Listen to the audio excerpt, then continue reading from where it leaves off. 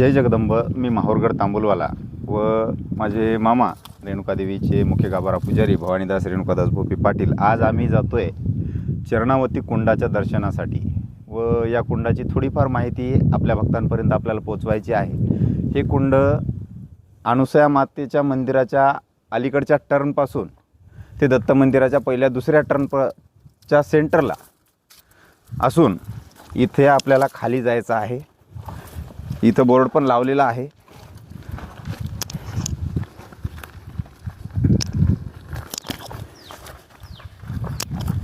हा मार्ग थोडा भक्तांसाठी अवघडच आहे, पण आपल्या व्हिडिओ मार्फत जरी दर्शन घेतलं तरी काही हरकत नाही. 5-10 सेकंद.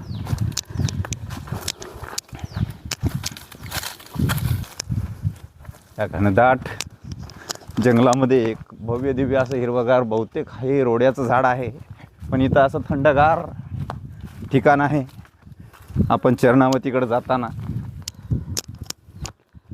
सध्या अजून काही पाऊस जास्ती माहूरगडावर आलेला नाही.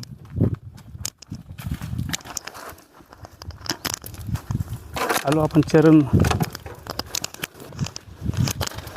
कुंडाजवळ पोचलेलो आहोत.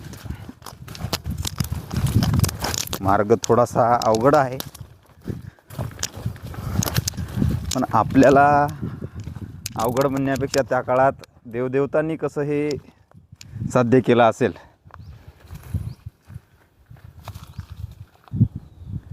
आपण चरणावती कुंडावर पोचलेलो आहोत. सध्या पावसाअभावी इथं काही पाणी वगैरे कुंडामध्ये नाही आहे व तसेच या कुंडावर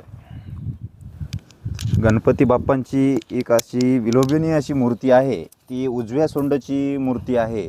चिंतामणी स्वरूपात हे कुणाला बघायला मिळत नाही, दुर्मिळ अशी मूर्ती आहे. व तसेच श्री महादेवांची सुद्धा इथं पिंड आहे व इथे पादुका आहेत. बहुधा हे पादुका आई अनुसया मातेच्या असाव्यात.